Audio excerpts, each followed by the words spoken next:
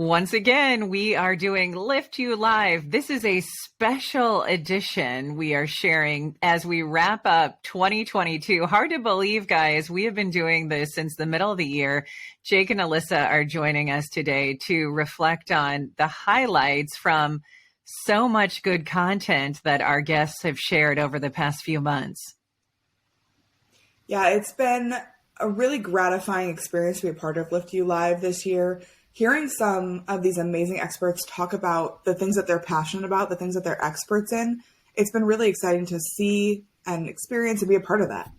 Yeah. And a lot of it, really transcends, business, because it's just two people talking about, things that they're passionate about. So you can really get lost in their interviews, just learning about them. And they talk a lot about their backgrounds, and their stories are also fantastic. They've turned out so great. And like you said, we've had a lot of great guests. So yeah, the content is fantastic. And not only that, but all over the world. I mean, I think we've heard from people in Australia. We've heard from people all over the continental United States. We've had interviews with people from, all parts of the world, which is really cool considering how people used to have to be in studio or in together in order to do these kinds of things. Exactly. It's changed my life as far as broadcasting goes, because for years we were relegated, like you described, to that in-person studio. And it was a big deal to do a satellite interview. I mean, it would take planning and a crew and coordinates, and it was so detailed. And now it's like, okay, open your laptop and you're connected with somebody halfway across the world and can do a higher quality virtual interview than what we even could do with satellites previously. So technology has definitely been our friend in keeping us connected to incredible opportunities to learn from people that we normally would never get to meet in person. Absolutely. All right, so we can get to our first clip here. This was an episode that aired on November 4th with Asha. And so she owns a brows company, brows and lashes and all that. And she, is a small business owner, and she started from her basement in her home, and now she owns her own studio. So we'll hear a little bit from her in this clip. What did it take to go from that to having this incredible studio now that you're serving so many people in Cedar Falls? I would say a strong support system that has truly shaped into who I am today. The people that are around me and continue to be around me are the foundation of what this is, whether it is my family, my friends, my clients, and the people who put their trust in me from day one. That is truly what has made what it is today. And having a support system that has your back through everything, whether it's telling you their opinion, which sometimes you don't have to listen to, but it's good to always have, to just having somebody to lean on and say, hey, this is tough, or hey, how do I do this? Just having those mentors and people that are looking out for you is a blessing. What great eyebrows she has. So Asha, Asha is somebody who I appreciated because she's very young, but she's been successful in part because she was willing to listen to those who came before her. And I think we all, especially as you get more experienced in life, tend to want to feel like maybe we've figured it out, but we always have a need to learn from others. And in her case, find those mentors who were doing the entrepreneur kinds of pursuits that she had desires to fulfill. And it happened for her in a really short time because she was willing to leverage that support network around her. Right. I think it's also, people have to remember you're not on an island. That's what really jumped out to me in her clip, that she had people who were there to support her, that she had people there who were ready to help her do the great, amazing things that she wanted to do. I think a lot of times, especially entrepreneurs, think that only they have the answer or only they know the way, or that they're the only ones who can actually take their business to the next level. And they feel like they're on an island and have no one out there to help them. If you just look up, you'll see a wide array of people who have expertise and skill sets and just love you and want you to be successful, if you just take the time to look up and find those people. And it could have, it would have been so easy for her just to say, it was really hard for me to get this started. It was, she could have made it all about her, but she didn't do that. And I think, the name of the company is Asha Brow's company. Like, her name is in the company, and she could have, taken the brunt of everything and said, it was really hard for me. It was all me, but she didn't. And I really admired that. Absolutely. Definitely. What's next in the clips? Yeah, so next we have a clip from Chelly's interview, which aired on September 30th, and she's a branding and marketing expert. How do we differentiate a business brand and a personal brand? And is there a benefit in merging the two, meaning having a face on a business brand? Absolutely. Especially if you're an entrepreneur. But I think it holds true for whether you're even a CEO of a company or something like that as well, because people do business with people. They're not necessarily doing business with a company. And so you want to put that face out there. You want to show what you represent. And if you're an entrepreneur, it's even more vital to me because you're trying to grow that atmosphere of trust and knowledge, and you're putting yourself as their expert for people to be able to rely on. And so it's even more important, I think, when you're in a business setting, whether it's one where you're working for a company or whether it's one where you own the company, that you focus on your personal brand as well. Because you think about Oprah, like she is the face of her brand, and you think automatically of certain traits and certain characteristics when you think of her. You think of Jeff Bezos when you think Amazon, and you automatically come up with certain traits and certain characteristics. And so you can go down the list is that, when we think of companies and we think of, products and things like that, we think of their creators. And it's super important when you're developing a brand as the spokesperson or the identity for a company, that the values that you're putting out there match your own as well as the company that you're representing. Yeah. I think that is so true, especially in B2B environments when you're thinking about people do business with people. Like, there's a million software companies out there that all do relatively the same thing. Why do you hire a specific software company over another? It's because you enjoy the people who are trying to get you to buy. You enjoy the relationship you have with those salespeople. Otherwise, you might as well just switch software companies over and over again. Yeah, another thing that she made me think about is the almost burden today that I think CEOs have to really develop their personal brand, because, years ago you could sit in your ivory tower and sort of be layered with people around you. And now it's like, okay, are you doing anything on social media? Are you putting out, thought leadership? Do you have a white paper that we can share at a conference? I feel like the expectation is you have to play the role a little bit and almost be a politician. So sometimes I think that the CEO role has, because of social media, has shifted more into a figurehead at times. And so that's not a bad thing as long as you're really strategic about your brand helping, or your personal brand rather, helping the company and the organization as a whole and not hurting it. Because we're now seeing with Elon Musk how there's this blowback. Yeah, the blowback, because you start to make it too much about you, and then anything you do, every whim starts to hit the stock reaction hard, to where the value of your company could plummet just because of something you tweeted. Speaking of, did you guys see his tweet yesterday, his poll? Should I stay on as CEO? Yes or no? I will abide by the results of this poll. And it was like, that is not something I would assume his branding experts would want him to be tweeting. Well, especially when over 17 million voted and 57% said you should step down as CEO. And so in my mind, I thought, maybe that was one of those where he was confident that he would have a majority of support. And that's the danger, right, of letting the Twitterverse decide your fate. Well, it's also the danger of only keeping fans in your organization. Like, even if he ran that by somebody, according to rumor, a lot of the people at Twitter are fans of Elon Musk. So the ones who stayed, at least. So if you think about it, there's also a story there about your personal brand inside your company. Do you have people who see the real you and see the totally authentic you? Does that align with your personal brand? And if you did a poll of your own company, should I step down from my role as CEO or as your manager? How many people would say yes? based on your personal brand and their experience with you. Yeah, and I think, like you said, many CEOs are now, a public figurehead, and while that's not, inherently a bad thing, one mistake and everybody in the world knows about it. So the strategy and the strategy of keeping your company in the public interest positively.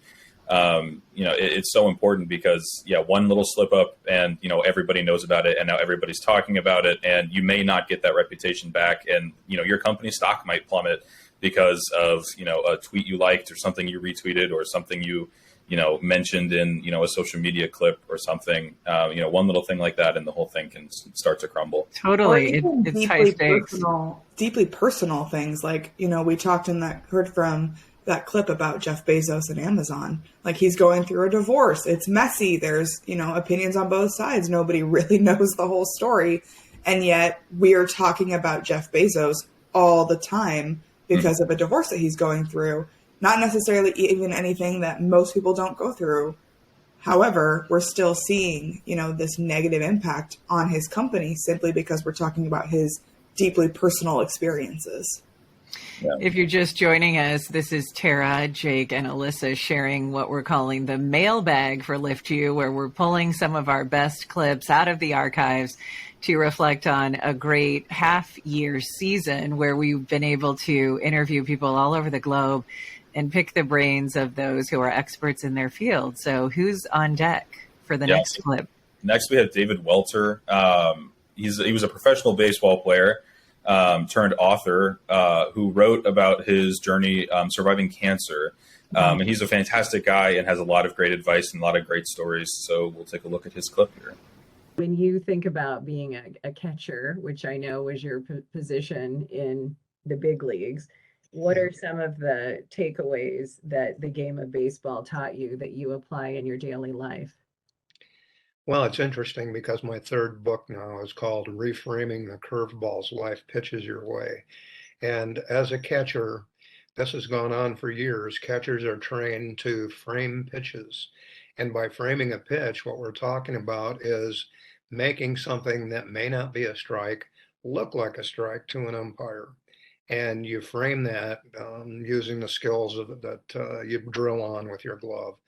And the purpose, again, is to make a strike out of something that may not be.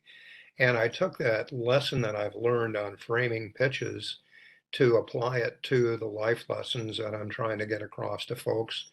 And that is, I'm trying to reframe the anxiety, the negativity that may come your way with some of these life challenges, and literally steal some positivity from the anxiety that they may cause in your life.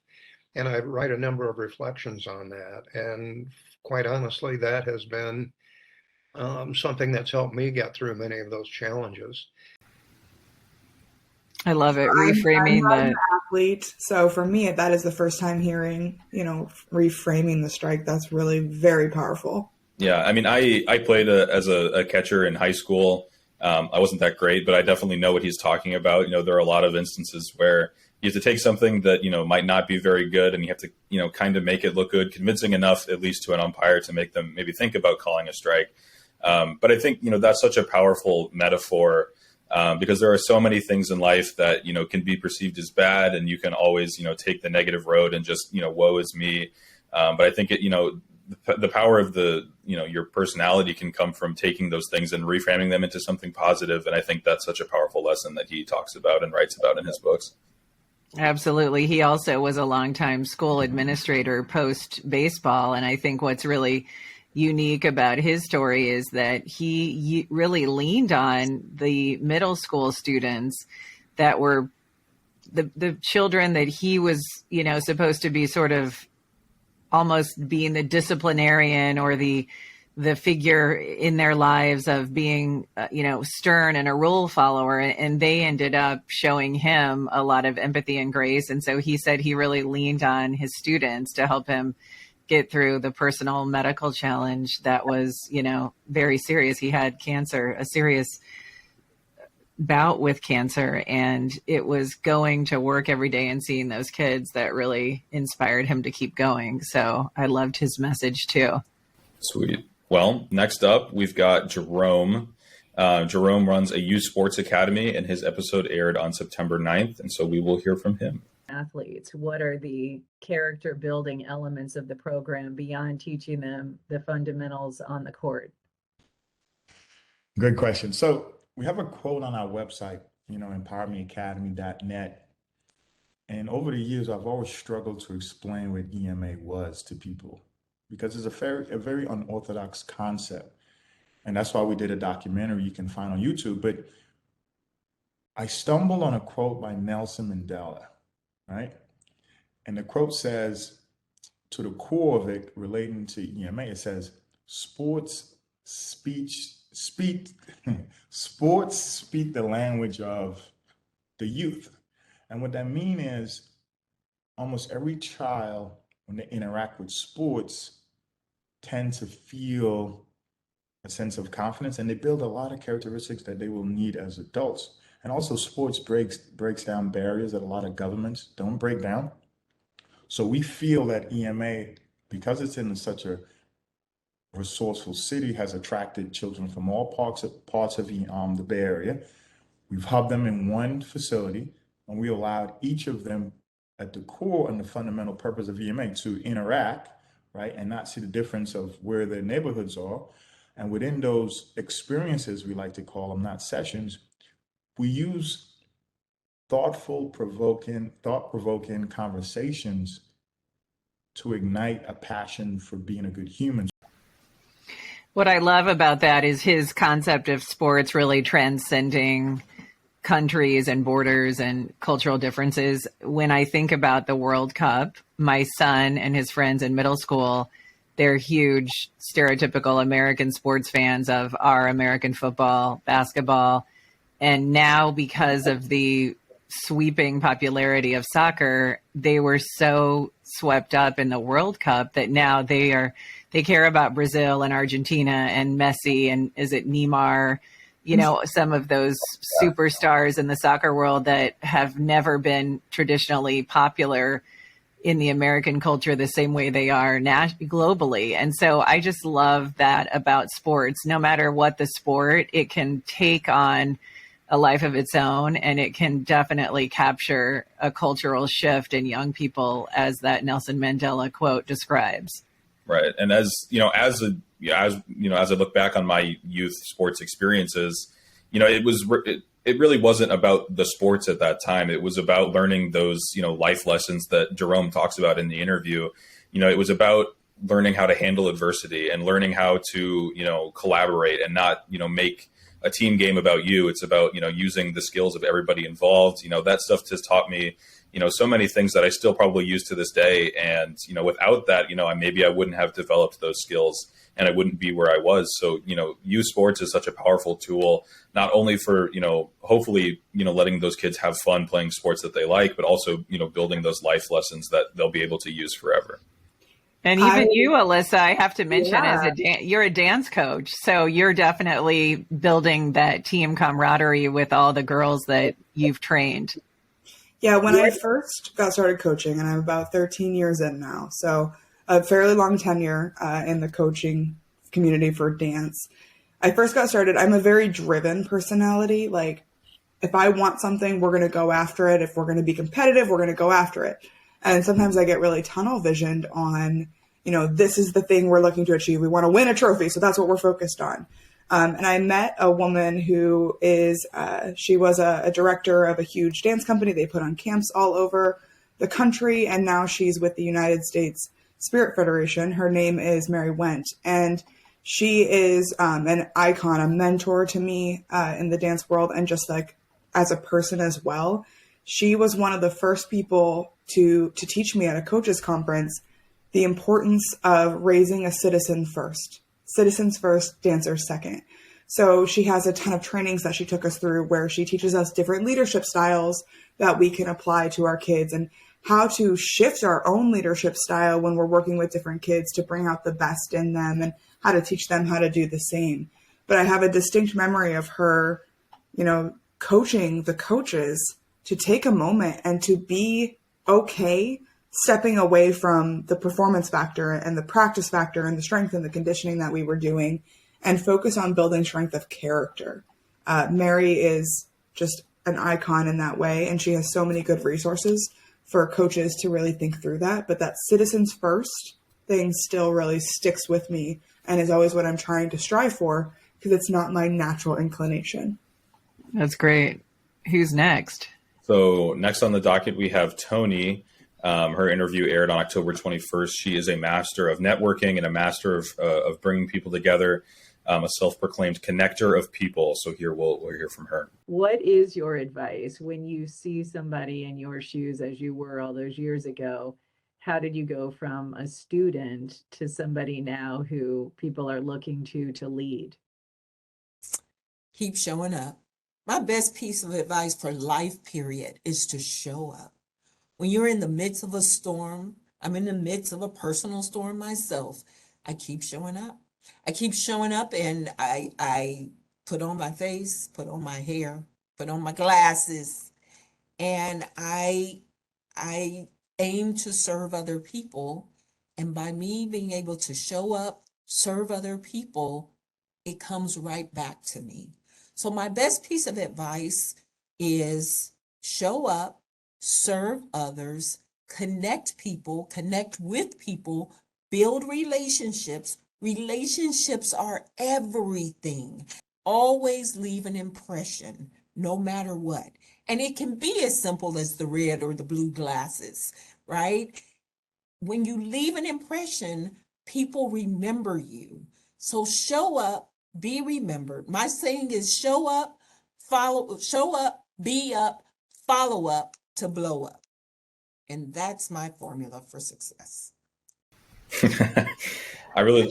She's such a fun, watch. Her interview is fantastic. You should go back and look at our YouTube channel and watch back all of these interviews. But particularly hers, she has so much energy, and she truly does come off to me like, she would be a great, person that would, get me connected. And she runs her own networking firm. So it turned out great for her. But I really, there's a quote, I can't remember the show that it's from, but the quote is, and I think it actually pertains to hockey fights. But the quote is, it's not how many you win, it's how many you show up for. Because if you stop showing up, then, you truly lost, and people know that, you don't want to show up anymore. But I think that quote is fantastic, and it closely resembles what she's talking about, that, you just got to keep showing up, even if you can't give your best that day, or, you only have 50% to give. If you give that whole 50%, then you've done the best that you can, keep showing up, and, good things will happen. It reminded me of a former co-anchor, and sadly he was going through a divorce, and his soon-to-be ex-wife was so angry at him because every time she would turn on the news, he was seemingly very upbeat and chipper. And she said, how can you be so happy when we're going through, such a rough time? But to Tony's point, no matter what is thrown your way, just like David said, the curveball, you really, as a professional, somebody who is out there, especially in the business world, have to put on the hair, the glasses, and sometimes power through, even if you personally are, feeling that you'd like to just curl up in bed and cry. And so we've all had those challenges, those sort of peaks and valleys in our lives. But that's what sets a professional apart, is if you have a job to do.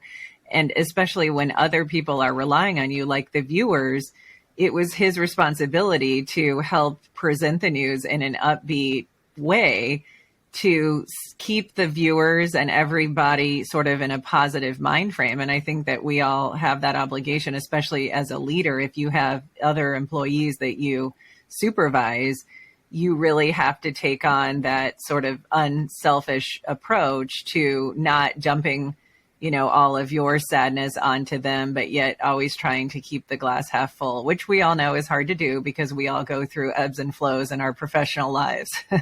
Absolutely. And it occurs to me that when we're talking about showing up, everyone we've heard from so far has shown up. They have shown up for their own business with Asha's Brows, and shown up for their own personal brand, and shown up to mentor kids through middle school. And think about Jerome talking about all the kids who come from diverse backgrounds. Imagine if he just stopped showing up for them, how their lives would be impacted in the long term. Like, that's the hardest thing sometimes, is to just show up and continue doing what you need to do. Absolutely. If you're just joining us, this is LIFTu with our year-end wrap as we reflect on a great combination of people and really professional advice that is helping guide all of us as our work is shifting with remote work being so prolific now across the world, and our company LIFT being entirely virtual. We've had the technology opportunity, the connectedness that we now have with people all over the world that we don't have to sit down with in person, so that we can learn from them and grow as professionals. And a lot of it applies to our personal lives as well. I mean, when I think about David going through that cancer journey, when you face illness and tough times, the work doesn't stop. And so many people do have to show up, as Tony described, to see through the projects and all the people that are sort of relying on them to keep the company moving forward. And for us, a lot of it is just relying on, a virtual collaboration that has been a new experience for so many people. How do you stay connected when we all don't get to hang out at the water cooler having a donut? All right. Any more clips to share, Jake? We'll go with one more here, and we're going to throw it back all the way to August 19th, our first episode of what was at that time our brand new LIFTu live show, which wasn't actually live, but now we do it live. So we've made a lot of steps, in that realm. Yeah. But we've got Zach, who owns or is the founder of a marketing and branding company, and he's got some great advice. So we'll take a look here. Give us kind of the elevator speech of what does that mean when you and your company come in and really help somebody build a brand? Yeah, absolutely. And you are correct in the fact that it's a very broad topic. There's a lot of stuff that goes into it. But at a very high level, the one thing that we as a company like to do is take a look at your brand and figure out what it really stands for. Because in the end, like that message that you want to project to your audience is important. But the thing to keep in mind when you're doing it is it's not just a logo. Because what a lot of people think of when you say the word brand is, well, that's what my brand looks like. And that's our logo, and those are our colors. And even down to like sometimes that's our tagline. And they forget that there's a lot more to a brand than just the visual identity. It's important to remember that a brand has a visual, or it has a brand voice, and that voice that you project to your audience matters, and you have to tailor that to who you want to speak to. You wouldn't speak to a teenager the same way that you'd speak to someone in their 30s or 40s. You would use different words when you're describing your services. And that's something that's really important to remember when you're talking about your brand. And ultimately, we want to look at how do we create a brand that people speak positively about when you're not around. Because when you're not around, that's when they're really saying what they feel in their heart. Yeah, that's true. Yeah. And in today's society, you're never really around as a brand anymore. Because most of them are online presences. Especially with like online retailers, there's not a brick and mortar store that you can go in and complain to.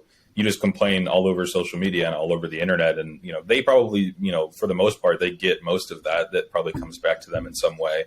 But like he said, the voice of your brand is super important. And, it's not just the looks, it's not just the logo. It's the feelings that you derive from, the way that it looks, the feelings that you get from, their products or the way that they conduct themselves. One thing that I always think of is Coca-Cola and their Super Bowl commercials, because like the polar bears, and they're always so lighthearted and fun and family oriented. And this is a brand of soft drink. Like, it doesn't have anything to do with actual soft drinks or how they make it. They're not technical about it. It completely transcends the soft drink market, but it's a commercial that, I remember, and it spoke to me in a way that, I'm not a huge soda drinker, but I remember that commercial.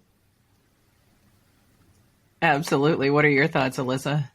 So we've done a lot of brand research, and we've specifically focused our research not on, did you pick the right colors for your logo, and not on, is your tagline good? Our brand research is really focused on what is that emotional connection when it comes to your brand. how do people feel about it? How do the people perceive, if your brand was a person, would I want to have a beer with you? And all of those things. Like, that's an important factor, even for technology companies that we tend to work with. People make decisions, people work with people, and people make decisions on an emotional basis. The way I feel about your brand is going to be a significant indicator on whether or not I'm ready and willing to do business with you. It's the first thing I'm going to consider before I even think about price. If I can have a brand I really believe in and I can afford them, absolutely, that's going to be the decision that I make. However, if I don't believe in your brand or I don't like your brand, doesn't matter if I can afford you, I'm not going to consider doing business with you. So that the way you feel about someone's brand and that brand power and that brand experience is the number one most important indicator of whether or not you're going to win a deal. So I think it's important for brands to really think it through and really understand, what is the story we're telling with our brand? How are we making people feel, not only from our marketing communications, but once they actually become customers and experience our products and our people? That's a great note to end on. And as we head into 2023, we remind you that LIFT, our company, in addition to doing live interviews, we obviously offer products and services that we'd love to share more about. One way that we are trying to harness our experience and our lessons and tips and tricks is through content creation. So we have a couple new courses out on the very popular international learning site of Udemy. The first one, How to Rock Remote Work. And we just launched a new course this month. Alyssa, tell us a little bit about it. Yeah, it's the Foundations of Customer Success, primarily focused on onboarding. So we just talked about, the branding experience. Well, part of that is when a customer's actually bought. A lot of people kind of drop the ball because I've sold the deal. I don't need to worry about it anymore. We've got your money, enjoy our product. Hope it works out for you. But a lot of more progressive, proactive companies are taking the mindset of a life cycle of your customer.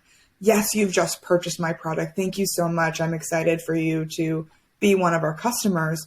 Now that great experience and brand experience needs to continue with customer success. And this is all about making sure that your customer is truly successful with your product, that they got everything that they paid for, that they know how to use it, that it's really a key differentiator in their lives when it comes to using your product or your software. So this course taught by Amy, who's a member of our team, is all about foundational success and customer onboarding that really we think is going to be helpful for a lot of people. So if you're interested in customer success, if you're just getting your practice started, if you have no idea what customer success even is, this is a great place to start where you can learn those fundamentals of how to really make your customer successful. So when it comes time to renew, there's no question. And we're offering some deals for free or reduced rates for our course content. So look for more to come as we head into the new year. And again, Jake, Alyssa, and I will continue to pick the brains of really leaders all over the globe that we feel have a lot of thoughtful elements to add to our conversations as we move forward for many of us in a entirely remote work world. Absolutely. Happy holidays, everybody. See you in the new year. Thanks for joining us.